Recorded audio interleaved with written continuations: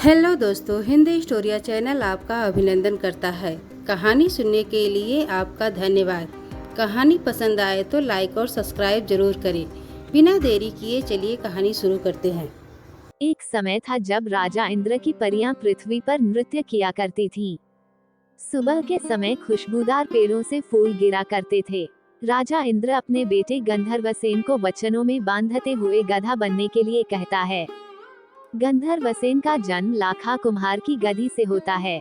वो कुछ ही समय में बड़ा हो जाता है और रात के आधे पहर के समय लाखा कुम्हार को आवाज लगाता है कि वह अपनी पैपावती नगरी के राजा को जाकर कहे कि वह अपनी लड़की पांडे बाई का विवाह उससे कर दे। लाखा कुम्हार की गधी का रेंगटा हर रात अपनी इसी बात को दोहराते हुए रोज लाखा कुम्हार को जगाता है।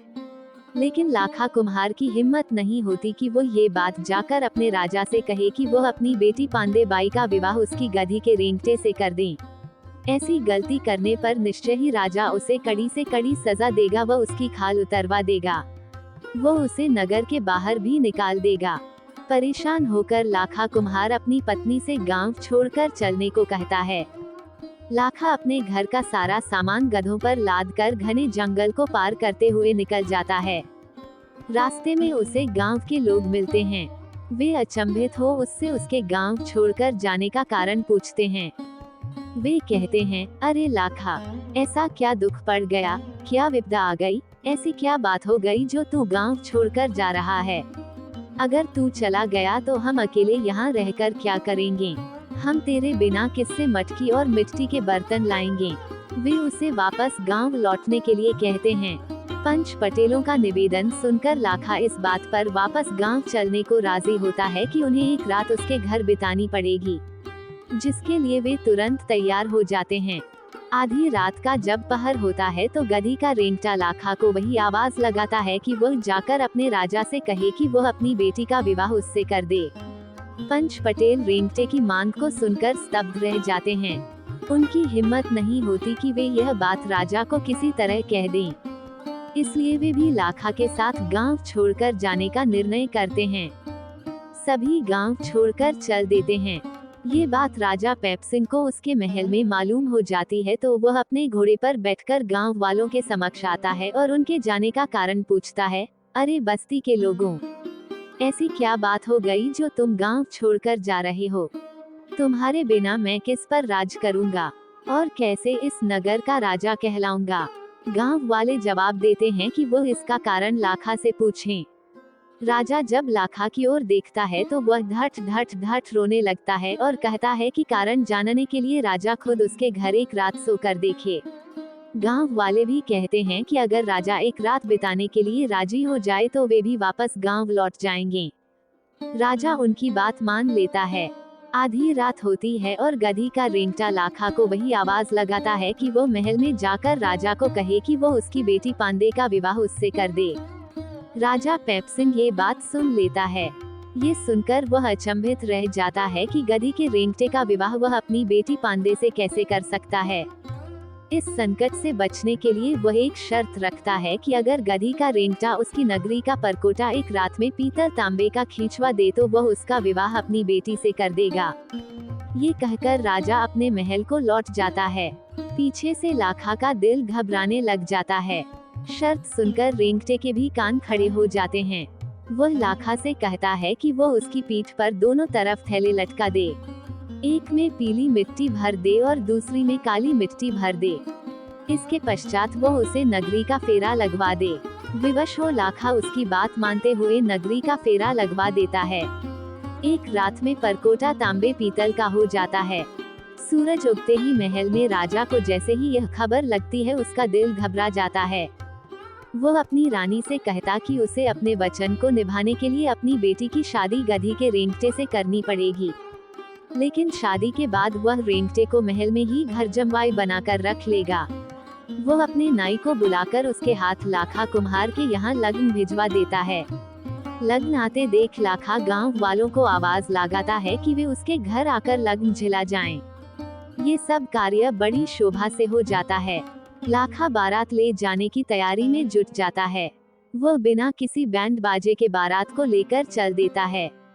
लाडा रेंगटा बारात में नाचते हुए लोगों पर रुपये लुटाता चलता है। बारात जब राजा के यहाँ पहुँचती है तो महल में से उतरकर घर की महिलाएं तोरण द्वार पर मंगल गीत गाती हुई आती हैं और दूल्हे का स्वागत करती हैं। रानी आरती करती है। दोनों के गठजोड़ा जोड़कर पंडित उनके फेरे लगवाता है।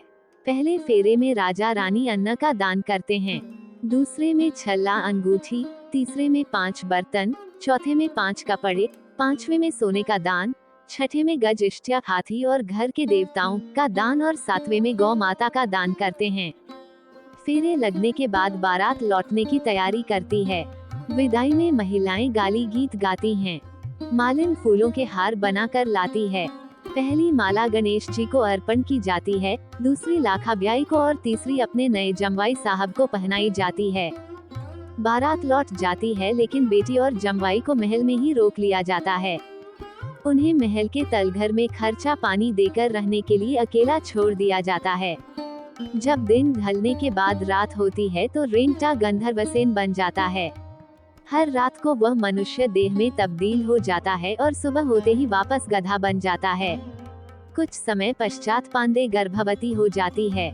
वह एक के बाद एक 4 बच्चों को जन्म देती है, जिसमें सबसे बड़ा भरतहरी, उससे छोटा विक्रमादित्य, उससे छोटी मीनावंती और चौथे स्थान पर सबसे छोटा भाई सलीमादित्य जन्म लेता है। चारों बहन भाई महल के तलघर में खेलते कूदते हैं। एक दिन राजा पेप्सिन की रानी को अपनी बेटी की याद आती है।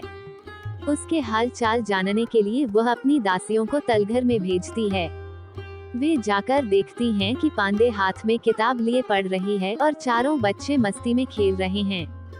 दासियों से मिलकर वह कहती है कि वे जाकर उसकी माँ से कह दे कि उसने तो अपनी बेटी का विवाह गधे से किया था, लेकिन उसके 4 बच्चों का जन्म हुआ है। इतने में रेंगटा भी घास चरकर वापस लौट आता है। रात का वक्त होता है। रेंगटा अपनी खाल उतारकर गंधर्वसेन बन जाता है। खाल को खूंटी पर टांग देता है। ये राज जानने के बाद मौका देखकर रानी दासियों को तेल देकर भेजती है कि वे जाकर रेंगटे की खाल को जला दें। रानी सोचती है कि ऐसा करने से रेंगटा हमेशा के लिए खत्म हो जाएगा और बदले में मनुष्य रूपी गंधर्वसेन बच जाएगा। खाल को दासियां जैसे ही आग लगाती हैं, गंधर्वसेन पांडे से कहता है, अरे मेरी खाल में किसी ने आग लगा दी है, मेरा पूरा शरीर जल रहा है। तू तुरंत इस नगर को छोड़कर जंगल में चारों बच्चों को लेकर निकल जा। मैं बदला लेने के लिए आज इस नगर को तहस नहस कर दूंगा। पांडे चारों बच्चों को लेकर महल छोड़ जंगल में पहुंच जाती है। वहां घने जंगल का भयावह दृश्य देख जोर जोर से रोने लगती है। उसे रोता देख चारों बच्चे भी रोने लगते हैं। सलीमादित्य गोद में होता है। जंगल में खाने पीने को कुछ नहीं मिलता। भूख के मारे आंचल में दूध आना भी बंद हो जाता है। छोटा बालक सलीमादित्य भूखा मरने लगता है। इतने में सामने से नाहर और नाहरनी का जोड़ा आता दिखाई देता है। भरतहरी अपनी माँ से कहता है कि नाहर नाहरनी उन सब का शिकार कर खा जाएंगे, इसलिए वह छोटे भाई को वहाँ छोड़कर आगे चले जाएं। पांडे सलीमादित्य को नरसल पेड़ के नीचे रखकर बाकी तीनों बच्चों को लेकर वहाँ से चल देती है। घनी रात का समय होता है। आगे चलकर वे धोबा प्याड़ पर पहुँचते हैं। रात का पहरा लगाने के लिए पहले पहर में विक्रमादित्य जागता है। धोबा प्याड़ के पास स्थित बावड़ी के बड़ में काले सांप का वास होता है। विक्रमादित्य को बड़ के पेड़ में चकवा चकवी दिखाई देते हैं। विक्रमादित्य की मौजूदगी से अनभिज्ञ वे आपस में बतियाते हैं कि अगर उनमें से कोई चकवे को मार कर खा जाए तो वह धारा नगरी का राजा बन जाएगा, और चकवी कहती है कि अगर कोई उसे मारकर खा जाए तो वह रोज 1 सोने की मोहर उगलेगा। चकवे चकवी की बात सुनकर विक्रमादित्य सोचता है कि वह दोनों का शिकार कर खुद चकवी को खा जाए तो रोज 1 सोने की मोहर मिलेगी, और भाई भरतहरी को चकवा खिला देगा तो उसे धारा नगरी का राज मिल जाएगा। दोनों का शिकार कर वह भरतहरी को जगाता है। भरतहरी अपने भाई की बात सुनकर चकवे को खा लेता है और विक्रमादित्य चकवी को खा जाता है। आधी रात का पहरा भी पूरा हो जाता है। इसके बाद पहरा देने की बारी भरतहरी की आती है। अब विक्रमादित्य गहरी नींद सो जाता है। इतने में जिस बड़ के पेड़ में तीर से चकवा चकवी का शिकार किया था उसमें से काला नाग नीचे उतरता है और विक्रमादित्य को डस लेता है। विक्रमादित्य की वहीं मृत्यु हो जाती है। उसके मुंह पर चींटियां चढ़ने लगती हैं। सूरज उगता है तो पता चलता है कि उसकी मृत्यु हो चुकी है। पांडे अपने दूसरे बेटे को खोने के दुख में रोने लगती है। जिंदा बचे हुए भरतहरी और उसकी बहन भी जोर जोर से रोने लगते हैं। माँ विलाप करती है कि भगवान ने उसके भाग्य में ये सब दुख क्यों लिखे हैं। अपने भाई की अंत्येष्टि के लिए खप्पन कफन लाने के लिए भरतहरी शहर की ओर निकल जाता है। घना जंगल पार करते हुए वह धारा नगरी पहुंचता है, जिसके दरवाजे उसे बंद मिलते हैं। दरवाजे बंद देख भरतहरी दुखी होता है। उस समय धारा नगरी का कोई राजा नहीं होता, क्योंकि जो भी राजगद्दी पर बैठता है उसे वहां का राक्षस व कामाख्या देवी खा जाते थे। भरतहरी को देख नगरवासी उसे राजा बनने का प्रस्ताव देते हैं। दुखी भरतहरी जवाब देता है कि वह तो अपने भाई की अंत्येष्टि के लिए खप्पन लेने आया है, लेकिन आखिर में उसे नगरवासियों का निवेदन स्वीकार करना पड़ता है। धारा नगरी का राजा बनने के पश्चात वह अपने भाई बहन और मां को भूल जाता है। भरतहरी को जब राक्षस की बात पता चलती है तो वह उसे रिझाने के लिए नगर के गेट से महल की राजगद्दी तक फूल बिछवा देता है और ऊपर से सुगंधित इत्र का छिड़काव करवा देता है। जैसे ही राक्षस महल में प्रवेश करता है वो मादक महक से मोहित हो जाता है। कामाख्या देवी भी भरतहरी से खुश हो जाती हैं। दोनों खुश होकर भरतहरी को वरदान देते हैं कि धारा नगरी पर अब वही राज करेगा। जंगल में पांडे अपने दोनों बच्चों और विक्रमादित्य की लाश के साथ भाई के लिए खप्पन लेने गए भरतहरी का इंतजार करती बैठी रहती है। पांडे के दुख को देख शंकर भोलेनाथ प्रकट होते हैं और अपना नाद बजाते हैं। काला नाग पेड़ से उतरकर विक्रमादित्य के शरीर का सारा जहर चूस लेता है। शंकर द्वारा अमृत जल के छींटे देते ही वो उठ खड़ा होता है। विक्रमादित्य को जिंदा कर शंकर अपनी धूनी पर वापस चले जाते हैं।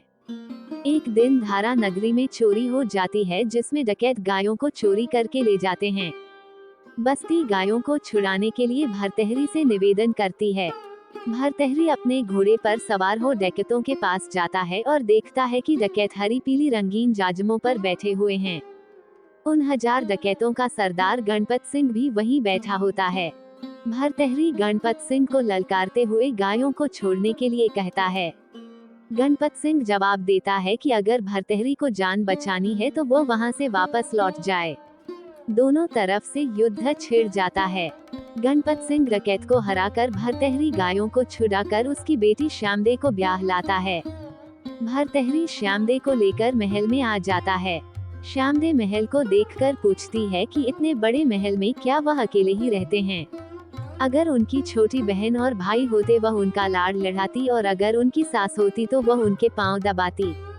ये सब सुनकर भरतहरी को अपनी माँ और भाई बहन याद आ जाते हैं। उसे याद आता है कि वह सांप द्वारा जिसे अपने भाई को वन में मृत छोड़कर खप्पन लेने आया था, वह अपनी माता व छोटी बहन को जंगल में रोता छोड़कर आया था। भरतहरी को उनकी याद सताने लगती है और वह उनसे मिलने के लिए व्याकुल हो जाता है। वह तुरंत जंगल की ओर लौट जाता है जहां उसने उन्हें आखिरी बार छोड़ा था। जंगल में पहुंचकर वह रोने लगता है। उसे रोता देख शंकर फिर से प्रकट होते हैं और उसके रोने का कारण पूछते हैं।